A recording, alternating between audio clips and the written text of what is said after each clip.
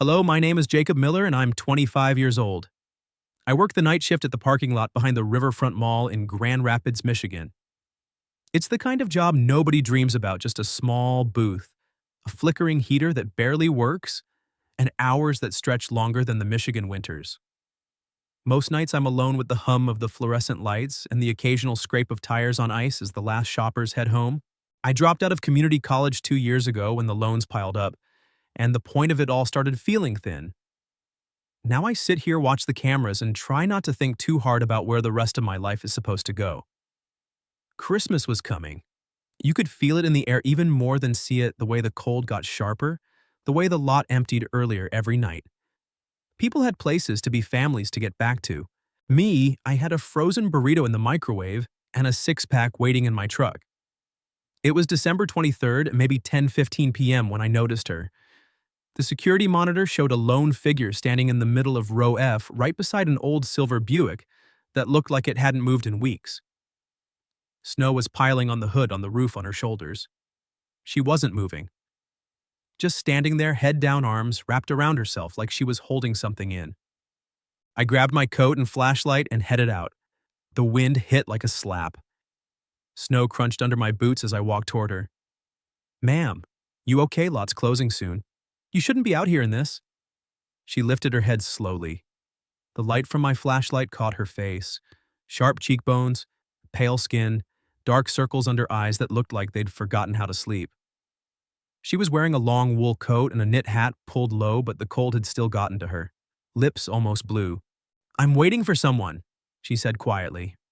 Her voice was low, steady, but there was something broken underneath it. "But they aren't coming."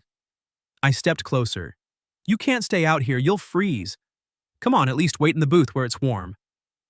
She looked at me, then really looked, and I saw how tired she was. Not just cold tired, soul tired. She nodded once like it hurt to move and started walking with me. Halfway there, her knees buckled. She went down hard into the snow. I caught her before her head hit the ground. She wasn't heavy in a way that scared me, like her body had given up, even if her mind hadn't. I carried her the rest of the way to the booth, kicked the door shut behind us, and laid her on the old couch I kept for slow nights. The heater rattled to life. I grabbed the spare blanket from the cabinet and wrapped it around her. Her hands were ice. Hey, stay with me. What's your name?" She blinked slowly, eyes coming back into focus. "Eleanor," she whispered. "Eleanor Hayes." "Eleanor, I'm Jacob. You need a hospital." She shook her head, tried to sit up. I helped her. Her hand shook as she pulled a folded envelope from her coat pocket. The paper was worn like she'd been carrying it for weeks. "I just needed to be somewhere tonight. Somewhere he used to park." Her voice cracked. "Today's the deadline." "Deadline for what?" She looked at me for a long moment like she was deciding whether I was real. Then she handed me the letter. It was from a law office. Legal jargon about estate settlement, inheritance claims, proof of marital status. I read it twice before the meaning sank in. Her husband, ex-husband, had died 6 years ago. They'd been divorced for only 8 months when it happened. Everything he owned went into a trust that required proof of current legal spouse to access certain personal effects. The family had been fighting her on it for years, claiming she had no right anymore. But there was a loophole. A cruel, strange loophole. If she could produce a valid marriage certificate showing she was currently married, even if only on paper, she could claim the one thing they hadn't been able to take from her. A small wooden box of letters, photos, and the wedding ring she'd left on his finger the day he died. She needed to be someone's wife again, just long enough to sign the papers. I stared at her. "You're telling me you need to marry someone tonight?" She laughed once, a sound like breaking glass. "I know how it sounds. Believe me. I've asked everyone I could think of, friends, cousins. No one wants to get involved in this mess. I wouldn't either." She looked down at her hands. "I just want the box, Jacob. That's all. After that, we annul it. Quietly. No one ever has to know." I should have said no. Should have called her a cab, sent her on her way, gone back to my frozen burrito and my empty night. Instead, I heard myself say, "How fast can we get to the courthouse?" Her head snapped up, eyes wide. "You don't even know me." I know you drove out here in a blizzard to stand at a parking lot that probably reminds you of him. I know you're freezing and alone and still fighting for something most people would have given up on years ago. I shrugged like my heart wasn't hammering against my ribs. Maybe I want to be the guy who doesn't walk away this time. She studied my face for a long time. Then slowly she nodded. We left the booth together at 10:47 p.m. The snow was falling harder now, covering our footprints almost as fast as we made them. I didn't know what the hell I was doing, but for the first time in years I felt awake. The next morning came too fast. I barely slept, just stared at the ceiling of my crappy apartment replaying the night before. Eleanor Hayes, 43 years old. A woman I'd known for less than an hour, and now I was about to marry her. On paper, anyway. I showed up at the county courthouse a little before 9 wearing my only clean black coat over a flannel shirt. The place was quiet holiday week, most people off, or hungover from office parties. Snow was still piled high outside the steps, salted and slippery. She was already there, waiting on a bench in the lobby. Gray wool dress hair pulled back, simply no makeup, except maybe a little lipstick. She looked composed herself when she saw me, but her eyes were red-rimmed, like she'd cried on the drive over. "You came," she said softly. "Told you I would." We didn't talk much as we filled out the forms. Name, date of birth, address. When they asked for previous marriages, she hesitated for a second before writing, "Divorced?" I left mine blank. The clerk who processed us was an older woman with glasses on a chain. She looked at the ages on the application, 25 and 43, and her eyebrows went up. She glanced between us like she was waiting for one of us to crack and admit it was a joke. "You two sure about this?" she asked, not unkindly. "No waiting period in Michigan, but this seems sudden." Eleanor started to speak, but I cut in. My hand found hers under the counter without thinking. Her fingers were freezing. "We're sure," I said. "We've both lost people. We know how short life is. When you find someone who understands that kind of pain, you don't wait." The clerk studied us for another long second. Then she shrugged, stamped the papers, and handed us the certificate. "Congratulations, Mr. and Mrs. Miller." Eleanor stared at the paper like it might vanish. Her hand trembled as she folded it and slipped it into her purse. Outside, the snow had started again, light flakes drifting down like the world was trying to cover everything up. "Thank you," she whispered. Tears welled up, but she blinked them back. "You have no idea what this means." I nodded, suddenly awkward, the weight of what we'd done settling in my gut. "So, that's it. You take this to the lawyer and I get the box," she finished. "Yes, tomorrow." We stood there in the cold, neither moving toward our cars. People passed us on the courthouse steps, laughing about holiday plans, completely oblivious.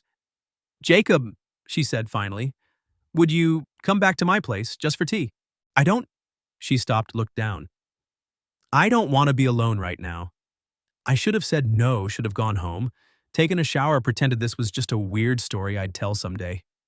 Instead, I followed her car through the snowy streets to a small wooden house on the edge of town.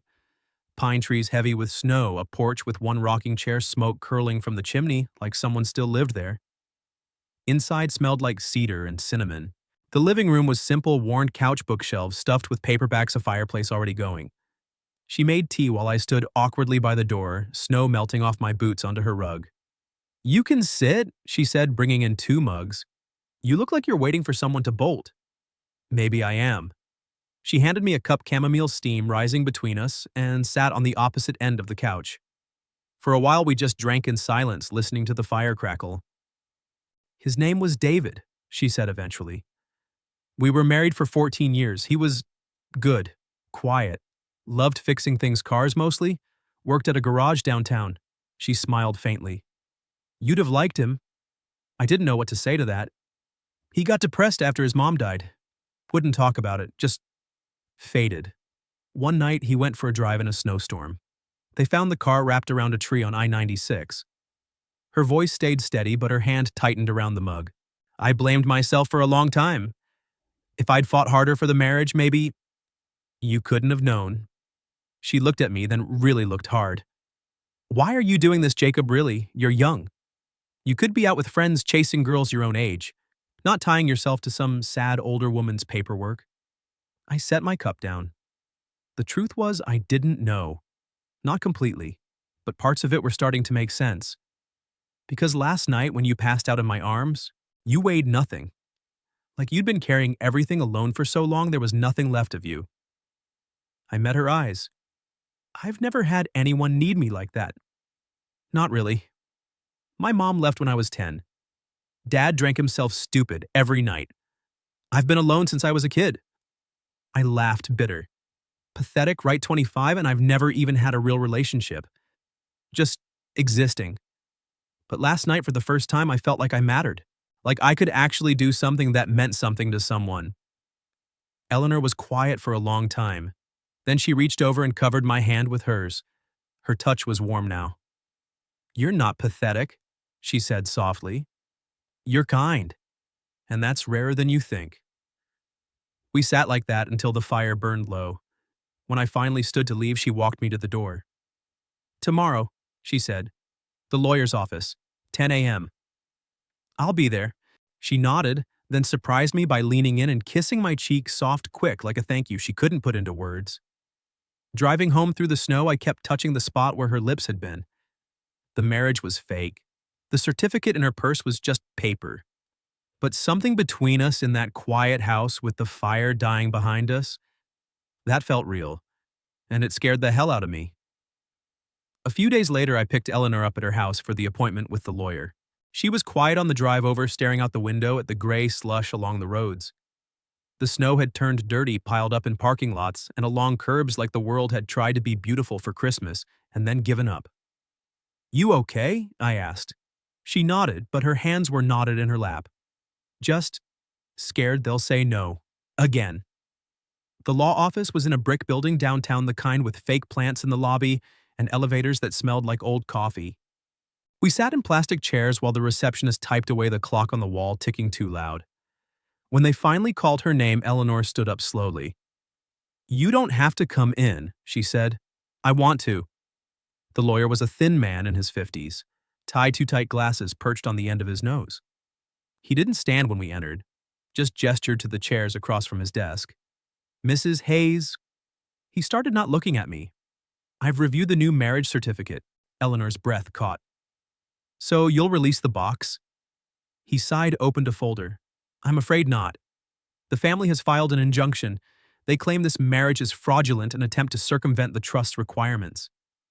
Eleanor's face went white. "Fraudulent? We have a valid certificate. We're legally married." The lawyer finally looked at me, eyes narrowing. "A marriage that took place less than a week ago between a woman grieving her late ex-husband and a man young enough to be—" "Her husband," I cut in. My voice was harder than I meant it to be. "That's what the paper says." He leaned back. "Mr. Miller, is it? Do you understand what you're involved in? This isn't just about a box of trinkets. The family is prepared to take this to court. Perjury fraud, they'll drag both of you through it." Eleanor started shaking. "I just want what's mine. The things David wanted me to have. They know that." The lawyer's voice softened, but not kindly. "Mrs. Hayes, you're pulling this boy into a legal mess because you can't let go. Have you even thought about what this does to him? You're being selfish." She flinched like he'd hit her. Tears filled her eyes, but she couldn't speak. Something snapped in me. I stood up, leaning on the desk. "Listen to me," I said quietly. "That woman has spent 6 years fighting for a box of memories, while the people who are supposed to be family try to erase her from a dead man's life. She asked for help because she had no one else. And I said yes." I looked at Eleanor, tears running down her face now, and reached for her hand. She grabbed it like it was the only thing keeping her afloat. "If wanting to keep the last pieces of someone you loved makes her selfish," I continued, "then yeah, she's selfish. And I'm right there with her. Because I'd rather be wrong with someone who actually cares about something than right with people who only care about winning."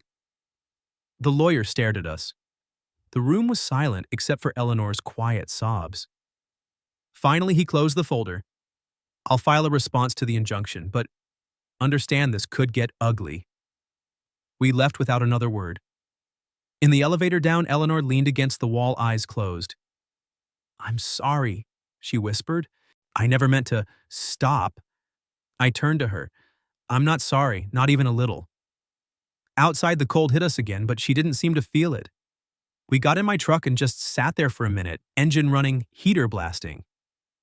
On the drive back, she told me about the box, not just that it existed, what was in it. Photos from our honeymoon in Maine, she said. Letters he wrote me when we were dating but never sent. And the ring. Our wedding band. I took it off his finger in the hospital because they said they needed it for inventory. I thought I'd get it back someday. Her voice broke. It's stupid. It's just metal and paper. But it's all I have left of the good parts. I reached over and took her hand again. She didn't pull away. When we got to her house, she asked if I wanted to come in. I said yes before I could think about it. We sat by the fireplace like before, but this time she didn't make tea. Just leaned her head on my shoulder and cried, not the quiet kind. The ugly years held in kind. I held her until she was done. Later, when the fire was dying down, she looked up at me. You're not what I expected, Jacob Miller. Neither are you, Eleanor Miller. She laughed once, wet surprised, then grew serious. They're not going to stop. The family. They'll come for the house next. It's in David's name, still part of the trust. Let them come, I said. I'm not going anywhere. She searched my face. Why, because somewhere between catching you in the snow and signing that paper, this stopped being about helping a stranger. I brushed a strand of hair from her cheek. It's about you now, and I'm okay with that. She closed her eyes, leaned into my touch. For the first time since that night in the parking lot, I felt like I was exactly where I was supposed to be, even if it meant a fight was coming. A week after the disaster at the lawyer's office, things got worse. I was finishing my shift, another freezing night, the lot almost empty, when my phone buzzed. It was Eleanor. She rarely called. We mostly texted. Her voice was shaking. Jacob. They're here, David's family, at the house. I'm coming. I drove faster than I should have on the icy roads, heart pounding the whole way. When I pulled up to her little wooden house, there were 2 cars in the driveway I didn't recognize. A man and a woman in their 50s stood on the porch yelling through the door. Another woman, David's sister, I guessed, paced the snow-covered lawn phone to her ear. Eleanor stood in the doorway, arms crossed, tight face, pale but defiant. You have no right, the man David's brother probably was shouting. This house is in his name. You're not his wife anymore. You never deserved him. The woman beside him pointed. You're just a greedy bitch trying to squeeze the last drops out of a dead man. Get out before we call the cops. I slammed my truck door and ran up the path. Snow flew from my boots. Hey, I yelled. They all turned. Eleanor's eyes met mine, relief and fear mixed. Who the hell are you? The brother snarled. Her husband, I said, stepping onto the porch and putting myself between them and the door. The word felt different now, heavier. The brother laughed, bitter and mean. Husband, you look at you, some kid she picked up off the street. We know about the marriage. It's a sham, fraud. We're having it annulled and you evicted. Eleanor started to speak, but I cut her off. She doesn't want your money. She never did. All she wanted was a box of letters and photos, things that mean nothing to you but everything to her. The sister stepped forward, venom in her voice. She left him, divorced him when he needed her most, and now she thinks she can play widow with some boy, toy boy, pathetic. I felt the anger rise hot in my chest. You don't get to decide what she feels or what she deserves. David loved her enough to leave her those things in his will. You're the ones trying to erase her. The brother took a step closer. This isn't over. We'll see you in court, both of you. I didn't move. The house is in trust, and the trust says current spouse gets to decide. Guess who the current spouse is? They stared at me, the reality sinking in. I wasn't just some kid anymore. I was the legal obstacle they hadn't planned for. The sister spat on the snow. You'll regret this. They left then, tires spinning on the ice as they peeled out. The porch was quiet except for Eleanor's breathing fast, ragged. The door clicked shut behind us. She slid down the wall to the floor, knees to her chest, and started crying, not quiet tears. The kind that come from somewhere deep, years of holding it all in.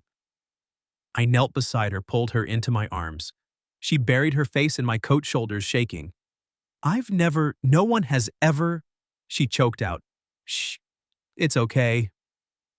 We stayed like that for a long time, until the sobs turned to hiccups, then to silence.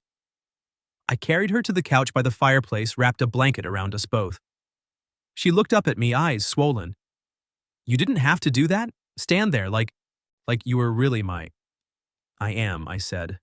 The word surprised even me. Legally. And maybe more than that now. She searched my face. Jacob, I'm not going anywhere, Eleanor. Not tonight. Not tomorrow. In the days that followed, I started staying over more. Not for show, because I wanted to. The lawyer called a few days later. The family had backed off. The threat of a prolonged court battle plus the solid marriage certificate made them fold. The box would be delivered next week, but by then it almost didn't matter. We fell into a rhythm. I'd come over after my shift smelling like cold air and coffee. She'd have soup on the stove or leftovers warmed up. We'd sit by the fire and talk, really talk. She told me about the early years with David, the laughter, the fights, the way depression slowly stole him away. I told her about growing up with a dad who was there, but never really there, about dropping out when the future felt too heavy, about nights in that booth, wondering if this was all there was. One night, as snow fell soft outside the window, she took my hand. You make me feel like I'm not broken, she said quietly. Like maybe I'm allowed to want things again. I brought her fingers to my lips. You were never broken. Just waiting. She smiled, then small reel, the first one I'd seen that reached her eyes. We didn't kiss that night, or the next. It wasn't about rushing, it was about finally, after all the loss, having someone choose to stay. And for the first time in my life, I was that someone. The call came on a Tuesday morning in early January. The lawyer's voice was flat, almost bored. They dropped the injunction. The box will be delivered this afternoon. Eleanor hung up the phone and just stood there in the kitchen staring at the wall. I was making coffee black for me, a little milk for her the way I'd learned she liked it. It's over, she said quietly. I nodded. Yeah. She didn't look relieved. Not exactly. More like someone who'd been holding her breath for 6 years and finally let it out, only to realize she didn't know how to breathe normally anymore. The delivery guy showed up around 2, a bored kid in a brown uniform who handed over a small wooden box like it was nothing. Eleanor signed for it with shaking hands. We took it to the living room, set it on the coffee table in front of the fireplace. She stared at it for a long time.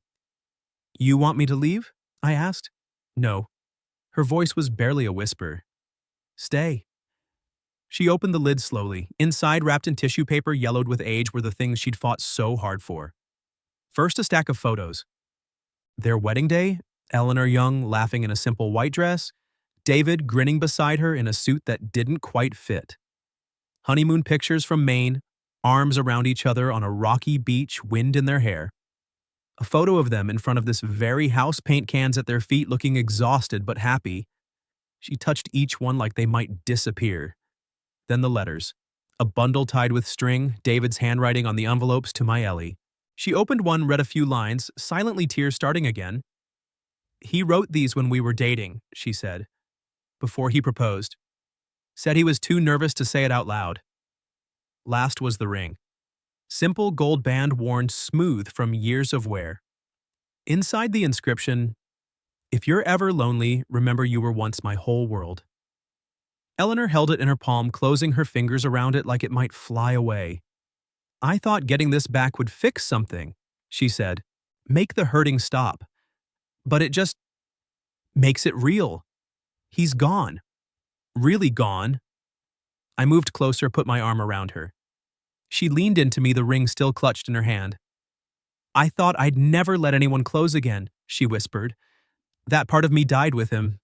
I didn't deserve... Stop. I tilted her chin up so she had to look at me. You deserve everything, more than this damn box, more than fighting its family for scraps of memory. Her eyes searched mine. Jacob, this started as something crazy. Fake. A way to get through one more impossible thing, but you've become real. I finished for her. Yeah, I know. She laughed, once wet and surprised. This might be the strangest marriage in history. Maybe, I said, smiling, but the way I feel about you, That's not strange.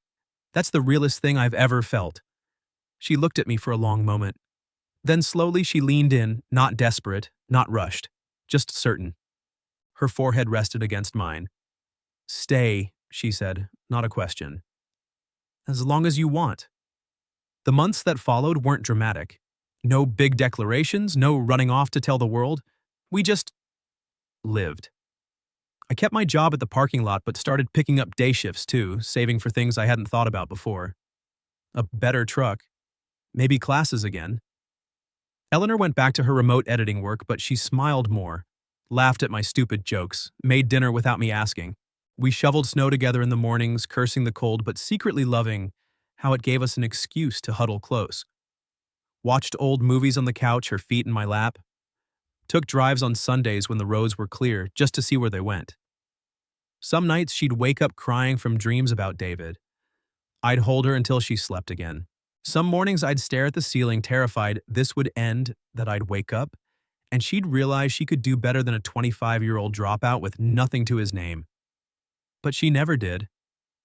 One morning in April, the snow finally gone, trees starting to bud, we sat on the porch with coffee. She was wearing my old flannel shirt over her pajamas, hair messy from sleep. You know, she said, looking out at the yard, I used to hate this house. Too many memories. But now. She turned to me, eyes soft. Now it feels like home again. I took her hand, the one with the old ring on a chain around her neck, and the new one I'd bought her last month, simple gold to match David's, but different enough to be ours. Standing there, in that quiet moment watching spring come back to Michigan, I thought about the night I found her in the snow. How one stupid, impulsive yes had changed everything. I wasn't fixing her.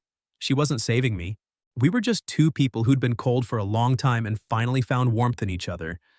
And that was enough. More than enough.